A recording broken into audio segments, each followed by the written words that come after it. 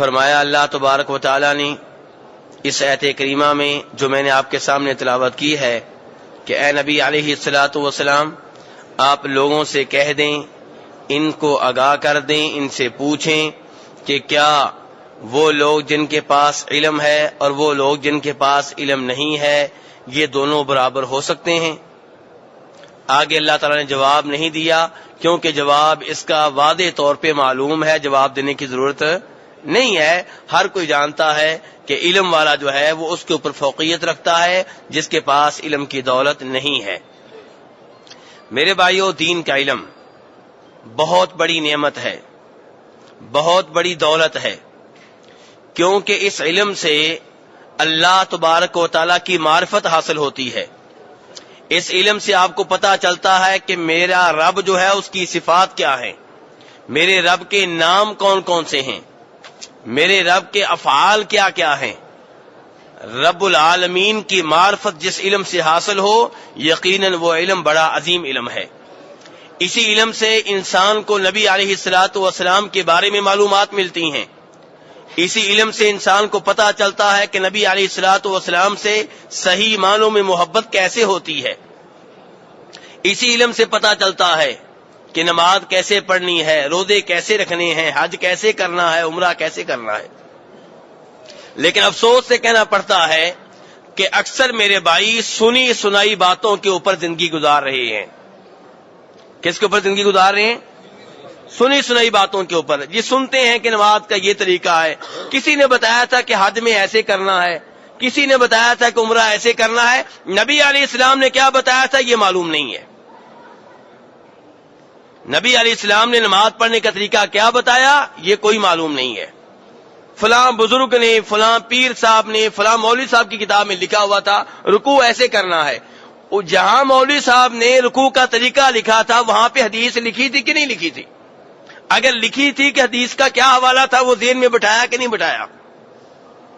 تو علم نام ہے اللہ تعالیٰ کی باتوں کا جسے قرآن کہتے ہیں، علم نام ہے نبی علیہ الصلاۃ والسلام کی باتوں کا جسے حدیث کہتے ہیں۔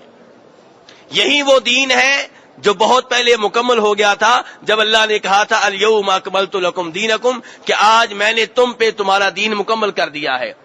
اور یہ دین مکمل ہو چکا نبی علیہ السلام کی زندگی میں۔ بعد میں آنے والے خواب، بعد میں آنے والے بزرگوں کے تجربے، بعد میں آنے والی بزرگوں کی نصیحتیں، یہ سب کچھ ہو سکتا ہے ٹھیک ہو سکتا ہے غلط ہو، لیکن یہ دین نہیں ہے، یہ دین نہیں ہے۔ دین بہت پہلے مکمل ہو گیا۔ تو یہ دین ہم نے حاصل کرنا ہے، یہ دین ہم نے لینا ہے۔ ہم لوگوں نے بڑی لمبی چوڑی کتابیں دائیں بائیں پڑھ لی ہیں، نہیں پڑھا تو اللہ کا کلام نہیں پڑھا، نہیں پڑھا تو نبی علیہ السلام کی حدیث نہیں پڑھی، دائیں بائیں گھومتے رہتے ہیں، ادھر اس کی پڑھ لی اس کی پڑھ لی، لیکن کبھی قرآن پاک کا ترجمہ و تفسیر دھیان سے پڑھا ہو، کبھی بخاری شریف مسلم شریف کی احادیث کا باریک بینی سے غور سے مطالعہ کیا ہو، یہ چیز اکثر بھائیوں میں نہیں پائی جاتی۔ اور آج میرے درس کا یہی موضوع ہے کہ میرے بھائیوں، اللہ تعالیٰ فرماتے ہیں کہ علم والے اور جن کے پاس علم نہیں ہے یہ برابر نہیں ہو سکتے۔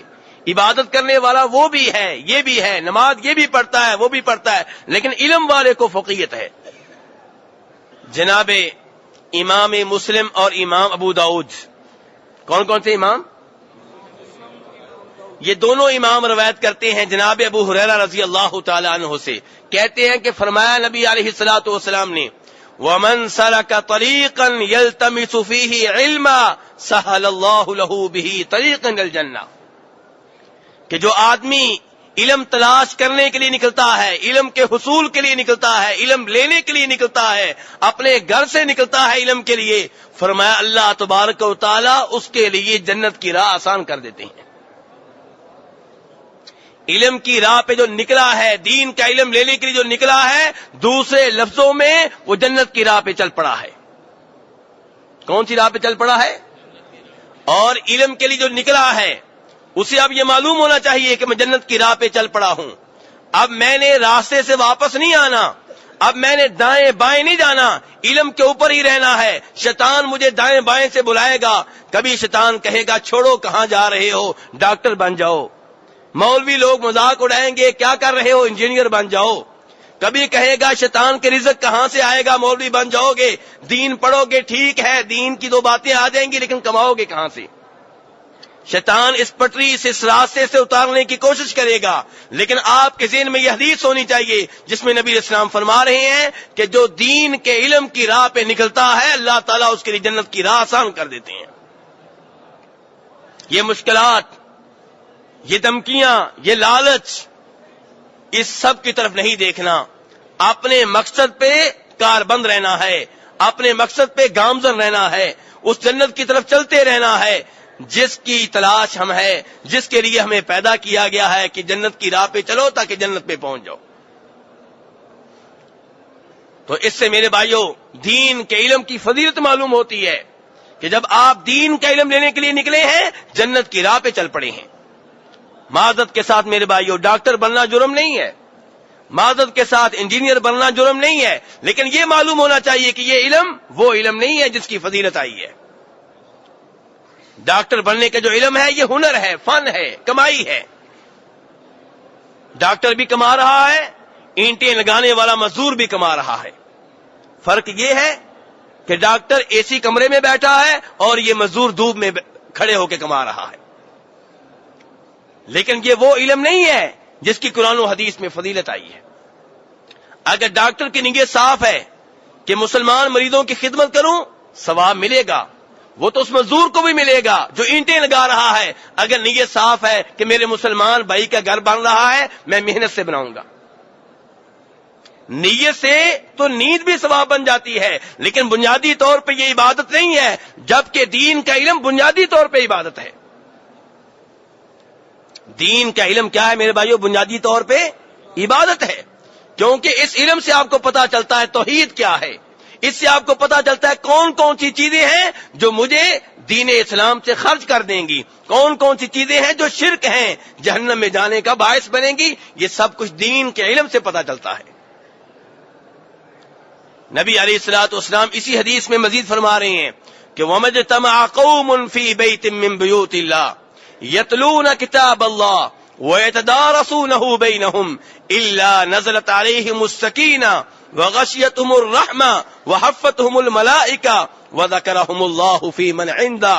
بڑی عظیم حدیث ہے میرے بھائیوں، فرما رہے ہیں میرے پیارے حبیب علیہ الصلوۃ والسلام کہ جب بھی کچھ لوگ اللہ کے کسی گھر میں جمع ہوتے ہیں قرآن پاک کی تلاوت کے لیے، قرآن پاک سیکھنے اور سکھانے کے لیے، قرآن پاک کی تلاوت سیکھ رہے ہیں، سکھا رہے ہیں، قرآن پاک کا ترجمہ سیکھ رہے ہیں، سکھا رہے ہیں، قرآن پاک کی تفسیر سیکھ رہے ہیں، سکھا رہے ہیں، فرمایا جب بھی کوئی ایسا اجتماع ہوتا ہے، جب بھی کوئی ایسا حلقہ لگتا ہے قرآن پاک کی تعلیم کے لیے، قرآن پاک کا علم حاصل کرنے کے لیے، کیا ہوتا ہے؟ فرمایا حفتہم الملائکہ، ان عظیم لوگوں کو اللہ کے فرشتے اپنے گھیرے میں لے لیتے ہیں،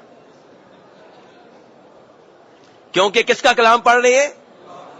تو اللہ کو ان سے پیار کیوں نہ ہو، اللہ کو ان سے محبت کیوں نہ ہو؟ آج ہم سب کچھ پڑھتے ہیں، اور تو اور دین کے نام پہ علم لینے والے بھی سب کچھ پڑھتے ہیں، قرآن پاک کا ترجمہ نہیں پڑھیں گے، قرآن پاک کی تفسیر نہیں پڑھیں گے، نبی علیہ السلام کی احادیث کا ترجمہ و تفسیر نہیں پڑھیں گے، دائیں بائیں گھومتے رہیں گے ساری زندگی، جبکہ ساری برکت، ساری ہدایت، ساری نجات اللہ کے کلام میں ہے اور نبی علیہ الصلوۃ والسلام کے کلام میں ہے۔ یہاں پہ کیا فرما رہے ہیں نبی علیہ السلام کہ جب بھی قرآن پاک سیکھنے سکھانے کے لیے لوگ جمع ہوتے ہیں اللہ تبارک و تعالیٰ کو یہ اتنے اچھے لگتے ہیں کہ اللہ فرشتوں کو بھیج دیتے ہیں، فرشتے ان کے دائیں بائیں بیٹھ جاتے ہیں۔ یہ مجلس اللہ کو اتنی پیاری لگتی ہے کہ فرشتوں سے کہا جاتا ہے کہ تم بھی اس مجلس میں حاضر ہو جاؤ، اور فرمایا وَنَزَلَتْ عَلَيْهِمُ السَّكِينَةُ، یہ وہ لوگ ہیں جن کے اوپر اللہ کی طرف سے سکون نازل ہوتا ہے۔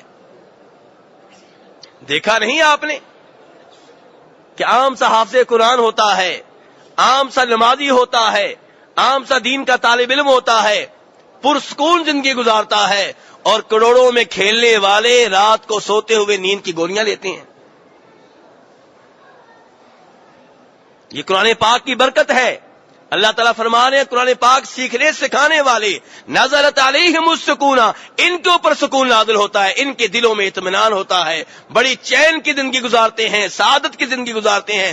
الا بذکر اللہ تطمئن القلوب، خبردار دھیان سے سن لو کہ دلوں کو سکون ملتا ہے تو اللہ کے ذکر میں ملتا ہے، اور اللہ کا سب سے بڑا ذکر کیا ہے؟ قرآن پاک اور نماز۔ ذکر کیجئے، کون سا؟ جو نبی علیہ السلام نے سکھایا۔ ذکر میں بھی غلط انداز اختیار نہ کیجئے، آج لوگوں نے ذکر میں بھی غلط انداز اختیار کر لیے ہیں۔ کیا کہتے ہیں جی نماز کے بعد ایسے بیٹھ جاؤ، دل کو ضربیں لگاؤ، آنکھیں بند کر لو، گردن کو ایسے حرکت کرو، یہ چیزیں کہاں سے آ گئیں؟ نبی علیہ السلام نے تو نہیں بتائیں، آپ کے صحابہ کرام نے تو یہ کام نہیں کیے۔ اللہ کی قسم جو چیز آپ کے زمانے میں دین نہیں تھی آج دین نہیں بن سکتی۔ دین وہی ہے جو آپ کے زمانے میں مکمل ہو گیا، جس کے اوپر آمنہ کے لال کی سٹیمپ نہیں ہے وہ دین نہیں ہے۔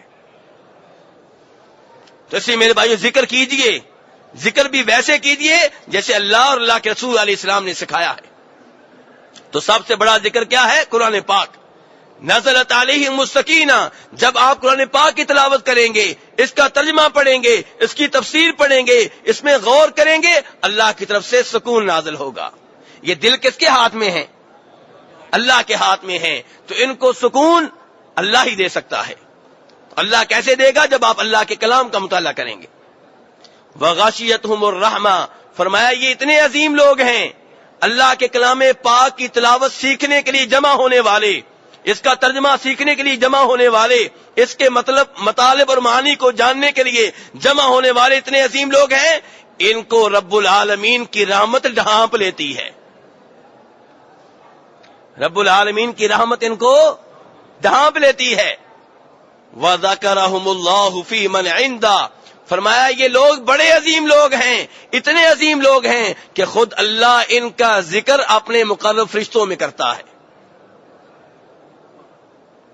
کہاں یہ کہ انسان اللہ کا ذکر کرے، کہاں اللہ ان کا ذکر کرتا ہے۔ اللہ ان کا ذکر خیر، ان کا تذکرہ فرشتوں میں کرتا ہے۔ اللہ کہتے ہیں میرا فلاں بندہ میرا کلام پڑھ رہا ہے، میرا فلاں بندہ میرا کلام سیکھ رہا ہے۔ اللہ اکبر، یہ چھوٹی بات نہیں ہے میرے بھائیوں، میں آپ کا رد عمل دیکھ رہا ہوں، آپ اس بات کو سمجھ نہیں سکے کتنی بڑی بات ہے کہ رب العالمین اللہ وہ شہنشاہ آپ کا ذکر کرے، یہ چھوٹی بات نہیں ہے، کتنی بڑی بات ہے۔ آئیے ابی ابن کعب سے پوچھتے ہیں رضی اللہ تعالیٰ عنہ، وہ بھی قرآن کے قاری ہیں، بخاری مسلم کی روایت ہے، نبی علیہ الصلوۃ والسلام فرماتے ہیں ابی ابن کعب سے کہ ابی، اللہ نے مجھے حکم دیا ہے، ان اللہ امرنی ان اقرا علیک القرآن، کہ ابی مجھے اللہ نے حکم دیا ہے میں تمہیں قرآن پاک کی تلاوت سناؤں، میں تمہارے سامنے سورہ لم یکن الذین کی تلاوت کروں۔ جناب ابی ابن کعب کہنے لگے اللہ کے رسول کیا اللہ نے میرا نام لیا ہے؟ فرمایا ہاں اللہ نے تمہارا نام لیا ہے۔ جناب ابی ابن کعب اس خوشی میں رونے لگے۔ ہم کیا کہتے ہیں جی فلاں سیاستدان، فلاں ایم این اے، فلاں وزیر سے میرا تعارف ہے۔ کسی سے تعارف کرانا ہو نا، روب جھاڑنا ہو تو کیا کہتے ہیں فلاں وزیر صاحب مجھے جانتے ہیں، فلاں جو ہے ان کی مجلس میں بیٹھتا ہوں، فلاں کا میں خاص آدمی ہوں۔ ارے اصلی بات یہ ہے کہ آپ خاص آدمی کس کے بنے؟ اللہ کے بنے، اور اللہ کا خاص بننے کا ایک ہی طریقہ ہے، اس کا کلام پڑھیں، اس کے کلام کو سیکھیں، اس کے کلام پہ عمل کریں۔ اور اللہ نے جو طریقے بتائے ہیں سب کے لیے ہیں، کسی کا قبضہ نہیں ہے، کسی کی وراثت نہیں ہے کہ فلاں پیر کے پاس جاؤ گے تو پھر اللہ کا قرب حاصل ہوگا، نہیں، ایسا کوئی چکر نہیں ہے۔ اللہ کا قرآن عام ہے کل کائنات کے لیے، جو آئے حفظ کرے، جو آئے سیکھے اور اللہ کا مقرب بندہ بن جائے۔ فرمایا وَذَكَرَهُمُ اللَّهُ فِي مَنْ عِنْدَهُ، تو میرے بھائی جب آپ اپنے بیٹے کو قرآن پاک کا حافظ بنائیں گے، اپنے بیٹے کو قرآن پاک کا عالم بنائیں گے، اپنے بیٹے کو قرآن پاک کا مفسر بنائیں گے، تب رب العالمین اس کا ذکر خیر فرشتوں کے پاس کرے گا۔ یہ بڑی بات ہے یا یہ بڑی بات ہے کہ آپ کے بیٹے کا نام دنیا میں لیا جائے، فلاں ایوارڈ ملا ہے، فلاں ملک سے ملا ہے، فلاں یونیورسٹی سے ملا ہے، دنیا جہاں کے ایوارڈ مل جائیں، رب راضی نہ ہو تو کچھ حاصل نہیں ہوگا۔ وَذَكَرَهُمُ اللَّهُ فِي مَنْ عِنْدَهُ، اور میرے بھائیوں، یہ حدیث تھی مسلم شریف کی. اسی سے ملتی جلتی حدیث وہ ہے جو آتی ہے ابو داؤد میں، ترمذی میں، ابن ماجہ میں. کتنی کتابوں میں؟ 3 کتابوں میں. روایت کرنے والے تابعی کا نام کثیر بن قیس ہے. کثیر بن قیس رحمہ اللہ کہتے ہیں کہ میں یہ بند کر دیا. کثیر بن قیس کہتے ہیں کہ میں جناب ابو درداء رضی اللہ عنہ کے پاس بیٹھا ہوا تھا. میرے بھائی توجہ میری طرف. کون کہہ رہے ہیں؟ کثیر بن قیس کہہ رہے ہیں کہ میں ابو درداء رضی اللہ عنہ صحابی کے پاس بیٹھا ہوا تھا. کہاں بیٹھے ہوئے تھے؟ شام دمشق کی جامع مسجد میں. کہاں؟ جامع مسجد میں بیٹھے ہوئے تھے. کہتے ہیں ایک آدمی آیا، کہنے لگا ابو درداء اتیتک من المدینہ، مدینۃ الرسول صلی اللہ علیہ وسلم، لحدیث بلغنی انک تحدث به عن رسول اللہ صلی اللہ علیہ وسلم. کہ ابو درداء میں بڑی دور سے آ رہا ہوں، میں مدینہ سے آ رہا ہوں. جانتے ہو کون سے مدینہ سے؟ میں اللہ کے رسول علیہ السلام کے شہر مدینہ سے آ رہا ہوں. کیوں بھائی اتنا لمبا سفر کیوں کیا ہے؟ کیا غرض ہے؟ کاروبار کے لیے آئے ہو؟ تجارت کے لیے آئے ہو؟ لین دین کے لیے آئے ہو؟ کسی رشتہ دار سے ملنے کے لیے آئے ہو؟ کہا نہیں، لحدیث، ایک حدیث کی خاطر آیا ہوں. کتنی حدیثوں کی خاطر؟ ایک حدیث، صرف ایک حدیث کی خاطر اتنا لمبا سفر، مدینہ سے شام کا سفر. ایک حدیث کے بارے میں مجھے پتا چلا ہے کہ وہ آپ کے پاس ہے، آپ نبی علیہ الصلوۃ والسلام کے حوالے سے سناتے ہیں، میں وہ حدیث سننے کے لیے آیا ہوں.